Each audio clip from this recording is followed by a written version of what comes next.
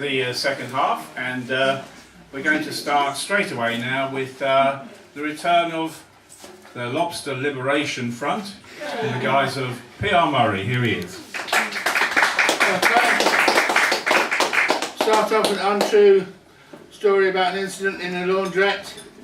Drama in the laundroma. Man came in, put a baby in the spin dryer, had the little bleedy yell till he shut the lid. Woman there said, "Here, you can't put that in here, it's not for humans, it's for clothes." Well, I worked with one of those.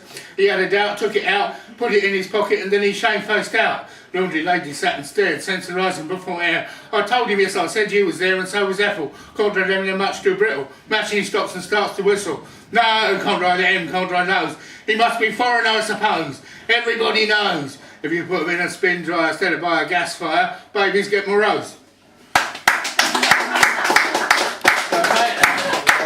This is a true story from childhood. This is about the first time reality impinged on me, to my memory anyway. One truth protrudes. Not one truth, I keep saying it's a difficult line. One tooth protrudes from my lower jaw. And there's no evolutionary reason for it to be four. For it does not enable me to spear or shred some special food, and I am not a unicorn, nor no narwhal neither, so my tooth does not protrude for sexual display or foreplay. What it is a small yellow ivory monument to mischance. One day, maybe about my 1000th one alive, I walked along, looking about at the brave new world, when this great big concrete lamppost leapt up through the pavement. I looked to one side and it sneaked up in front of me. Smack! My consciousness was impacted by its very first fact. And the moral of this sorry tale is to crawl slowly and slimily like a snail. Do not strut or run like an ape or antelope, or you'll get smashed in the face by a concrete lamppost, like a hammer hitting a melon or a heavy goods vehicle running over a lemon. Okay, and now swipe at an obvious target. Advertising. The people who wish to make you buy are scabless, clean and smiling, without discharges, problems or pimples. They sell you frozen slices of their nice lives. They do things for their nice husbands. They provide things for their nice wives. And by some unseen process reproduce perfect model children who smilingly consume bowls of cereal and sometimes have plasters caringly stuck on them. The parents travel every evening on deserted roads in new cars across the High Sierra to dinner parties where character actors recommend brands of sherry to them. They can go on holiday whenever they want. They use soft toilet paper, but they never shit, and the worst thing that can ever happen to them is a headache which pills instantly cure. I wish my life could be like theirs, but no matter how many things I buy, I've still got discharges, problems, pimples, and an egg stain on my shirt, and I always keep falling over whenever I try to run down a beach in slow motion. The things I buy get tarnished by my life. Perhaps it's because I paid for them. The people in the adverts never do.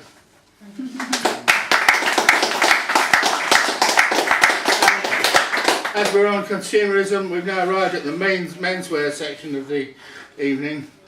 And this is about a jacket I had when I was a slim, younger person, and I had a proper tailor. It was just another do-nothing day when an Oxfam shop crossed my way. I knew the craze, I was au fait, so I bought a jacket. It had a ticket pocket. I put my ticket in it. Now I'm hip, I'm really mellow, a snappy dresser, a well-dressed fellow. I dress even better than Elvis Costello, because I've got a jacket. It's got a ticket pocket. I put my ticket in it.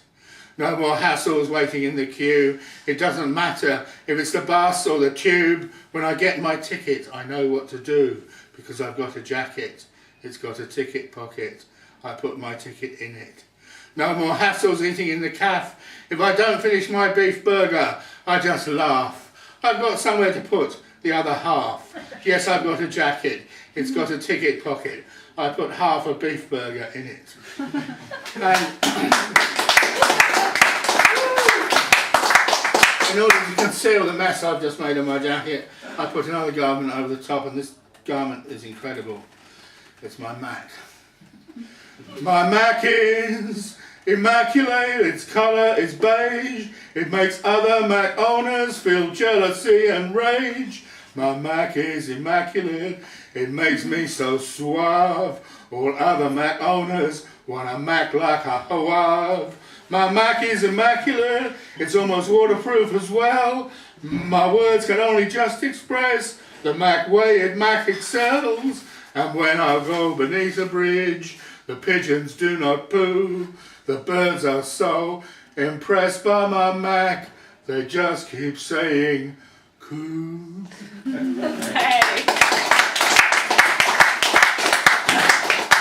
Okay, this Patrick is very soberly dressed tonight. Some of you who've been before know that Patrick has a remarkable collection of shirts. So this, in some way, is dedicated to him and his good taste. There are times when it is better to wear a shirt that you hate than a shirt that you love.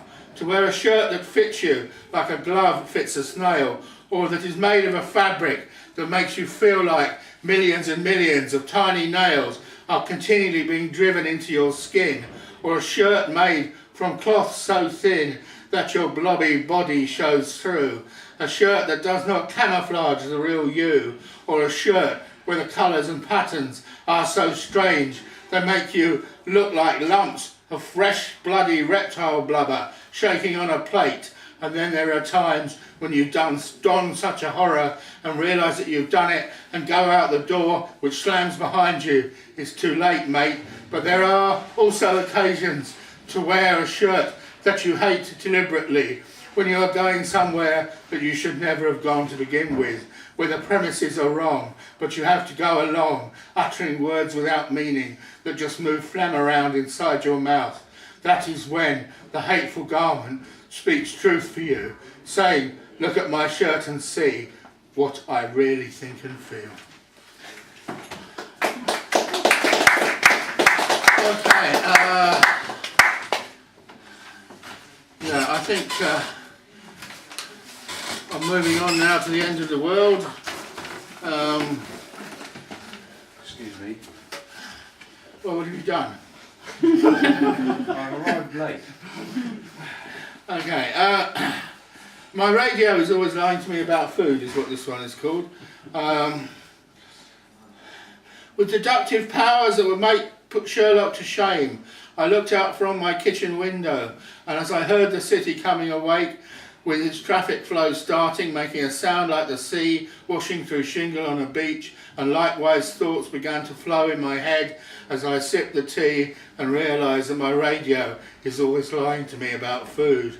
No, a farmer says, I could not live just by selling the meat and veg that I make. The government must pay me. People will not buy expensive food. They'd rather buy computers instead. An hour later, the radio reports from Africa. People are walking for weeks there, not stopping to buy even the cheapest computer, as they struggle across the hottest desert on earth, walking on, or stopping to lie down and die before they reach the place where they are given the food they could not afford to buy.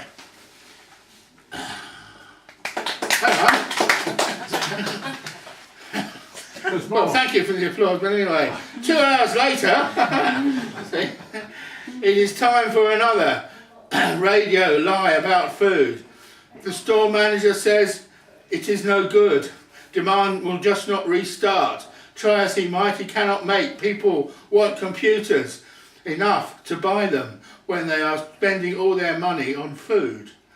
And now, or some other when, the sun comes up and warms a solar panel in a cave mouth. So a radio turns itself on to tell more lies about food, to a conference of human bones being held amongst the ashes on the cave floor. Okay, that was that. I think that we're better off ending the first place you clap. But that's the way you learn what your poems are like. Okay. Now this is this stuff about food and ecological disasters, all bollocks. This is what the real problem is. A friend of mine the other day was catching a bus, it drew up. I said, this one will get you to Tooting all right. I don't live in Tooting, he replied, live in Crystal Palace. The bus drew away. Of course, I said, okay. I bit my lip, I nearly let it slip. But after so long of keeping in the terrible secret, I can't stand it. I've got to let it out. I can't stand it. I've got to shout it out. Tooting is mutating. There it is, I'll say it again. The terrible words burn like a brand in my brain. Tooting is mutating. See, there was this train like of nuclear waste like going down south like to be dumped in the channel like. In retaliation for all those golden delicious the French sent over here, it leaked, a container cracked, and fissile material seeped out between the tracks. So now, Tooting is mutating. Tooting creeps south to sunny Surrey, crawls north up to the Thames, eats away like a slug all other places and their names. An ordinary South London suburb whose boundaries start to expand. Mitcham and Wandsworth will melt away at the touch of an invisible hand. Tooting is mutating.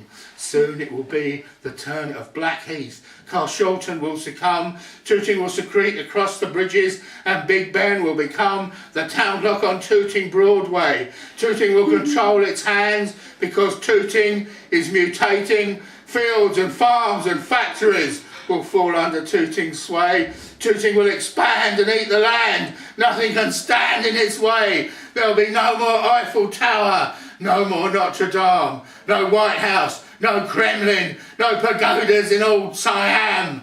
Tooting is mutating. No more India, no Africa, no China, no Japan. Tooting will be worldwide. Tooting will just be, I am. And then when Tooting is global, when Tooting is every place, Tooting will enter a reproductive phase and shoot spores out into space.